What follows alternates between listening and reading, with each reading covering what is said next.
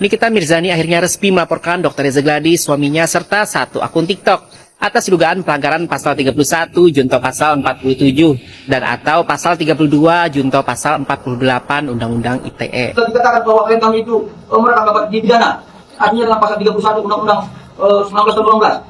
Nah, secara ringkas, pasal 31 berkaitan dengan penyadapan, sedangkan pasal 32 mengatur soal perbuatan mengakses atau menyebarkan dokumen elektronik tanpa hak. Jadi ini bukan sekedar soal merekam ya, tapi bagaimana rekaman itu kemudian beredar. Dan itu dibedakan interseksi penyadapan terkait dokumen elektronik dan informasi elektronik berbeda dengan merekam. Saya setuju ya bahwa merekam percakapan yang ada kita sendiri di dalamnya bukan penyadapan secara hukum. Tapi dalam konteks ini kita bicara lebih dari sekedar merekam, melainkan merekam tanpa izin dan menyebarkannya. Itu melakukan rekaman-rekaman terhadap tindak pidana seperti ada perjudian, ada misalkan perselingkuhan, ada misalkan narkoba, itu akan kami. Jadi jangan sendirikan intersepsi penyadapan. Di sini saya sepakat lagi ya, jika seseorang merekam kejadian pidana seperti judi atau peredaran narkoba itu sah sebagai alat bukti. Tapi alat bukti itu diserahkan ke penyidik, bukan disebar ke media sosial. Dan yang lebih penting lagi, kita harus tanyain, apakah dugaan pemerasan Nikita Mirzani benar terjadi saat percakapan berlangsung? Ataukah ini hanya dugaan berdasarkan interpretasi sepihak? Nah, jika pihak Dr. Reza Gladys berdalih bahwa bukan mereka lah yang menyebarkannya ke TikTok, lalu pertanyaannya, siapakah yang menyebarkan? Dari pihak penyidik, rasanya tidak mungkin. Apakah dari Nikita Mirzani juga tidak logis ya? Artinya besar kemungkinan yang merekamlah yang menyebar, atau yang memberikan ke pihak ketiga lah minimal ya. Dan ini bisa menimbulkan konsekuensi hukum yang berbeda. Jadi yang harus kita cermati sekarang guys adalah bukan hanya soal sah atau tidaknya merekam, tetapi siapa yang menyebarluaskan, dalam konteks apa dan dengan dampak apa terhadap hak privasi orang lain. Karena dalam hukum konteks adalah segalanya. Tidak pernah mengedarkan produk yang berbahaya Sebagai orang awam tentu saja ya, saya nggak bisa mengklaim sebuah produk itu berbahaya atau tidak secara medis. Tapi sebagai publik yang menyaksikan perseteruan ini, wajar dong kalau muncul pertanyaan. Nih, dia tapi cuma ditempel stiker, dijual di e-commerce di akun pribadinya dia. Tidak. Ini ada jalurnya. Nah, ini boleh pasang oleh PLN sebenarnya. Aku butuhnya isi PLN join aku, memang lihat isinya. Malah, tapi salahnya dikit sih. Pertanyaannya sekarang, apakah produk yang dimaksud oleh Nikita Mirzani dan Kim Hot ini memang produk dari kliniknya Dr. Reza Gladys? Kalau memang bukan, seharusnya penjelasannya cukup simpel dan diberikan sekali saja dan selesai. Tapi kalau memang pernah dijual, walaupun sekarang sudah tidak lagi dijual, maka pengakuan bahwa tidak pernah mengedarkan produk berbahaya itu perlu diperjelas konteksnya.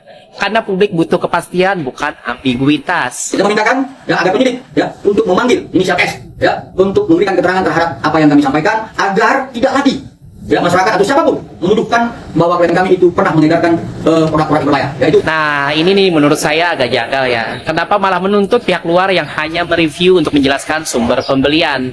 Bukankah pertanyaan paling penting itu, apakah klinik Dr. Reza Gladys pernah memiliki atau mengedarkan produk tersebut? Kalau jawabannya tidak pernah, maka semua pertanyaan selesai guys. Tapi kalau jawabannya pernah dan sekarang sudah tidak dijual lagi, berarti publik punya hak untuk tahu produk itu pernah digunakan dalam konteks apa, untuk pasienkah, atau dijual bebas. Dan apakah alat seperti microneedle atau mikrojarum itu aman digunakan sendiri tanpa pengawasan medis? Jadi sebagai orang awam, saya tidak ingin menyimpulkan ya, tapi saya rasa semua ini akan jauh lebih jelas kalau pihak terkait bisa tegas menjawab. Pernah ada atau tidak pernah ada produk tersebut? Kalau pernah, lalu tidak dijual lagi, itu juga bukan masalah kok, asal dijelaskan dengan jujur dan terbuka. Ada yang panik di kasus NM ya, karena berkas P19 mulu, artinya apa? Harus ada tambahan bukti dan keterangan yang harus dipenuhi. Ini petunjuk dari jaksa. Panik dan meminta S ya, saksi S. Saya tahu kan siapa yang S ini, siapa yang dimaksud, untuk menyaksikan, memberikan kesaksian. Dalam konteksnya tentu untuk kepentingan dia, si pelapor. Ya mana mau, nggak mungkin lah. Ada yang panik karena masa penahanan ini berjalan terus menerus, dan kalau ini sampai berakhir masa penahanannya dan ini tetap tidak bisa P21, maka harus dikeluarkan NM dari tahanan. Ya, panik.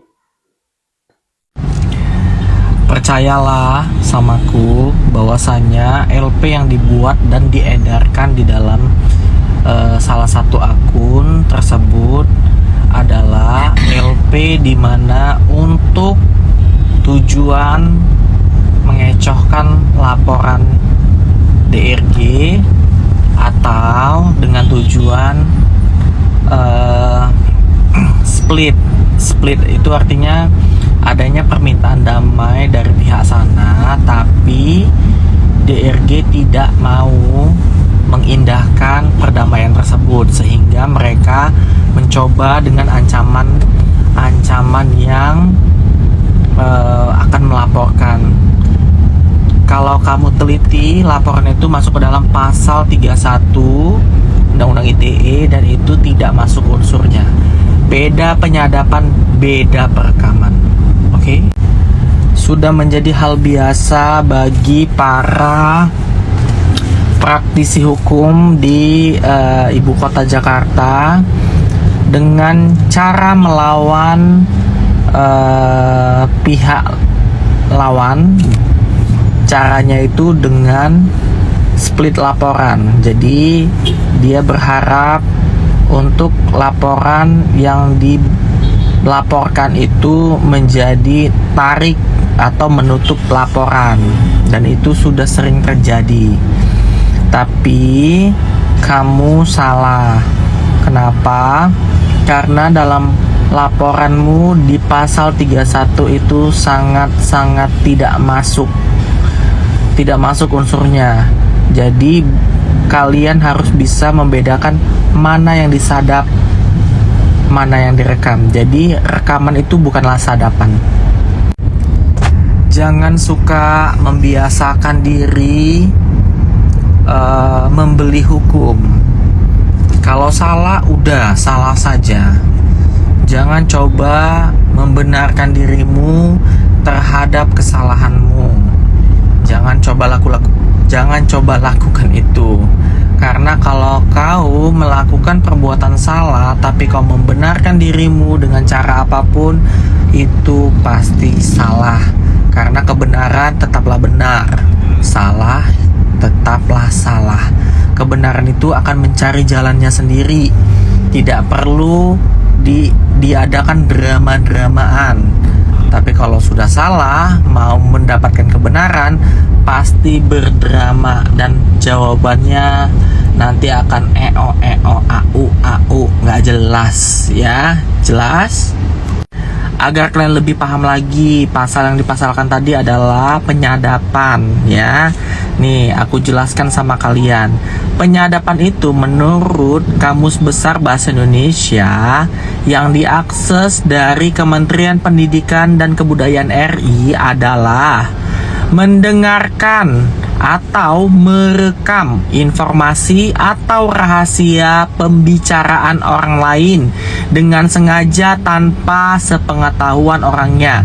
Kalau arti merekam menurut KBBI adalah memindahkan suara, gambar, tulisan ke dalam pita kaset, piringan, dan sebagainya.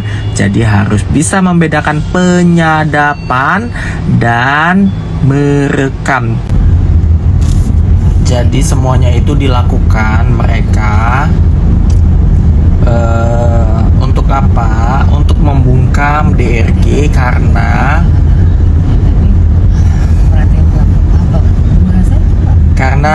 sudah mulai detik-detik naiknya status TSK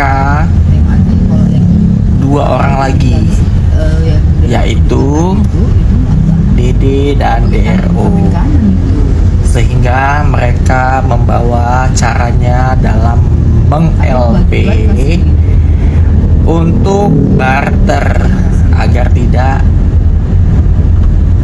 TSK. Itu adalah permainan, dan kira-kira itulah dugaan sementara. Sudah paham kok sekarang kan?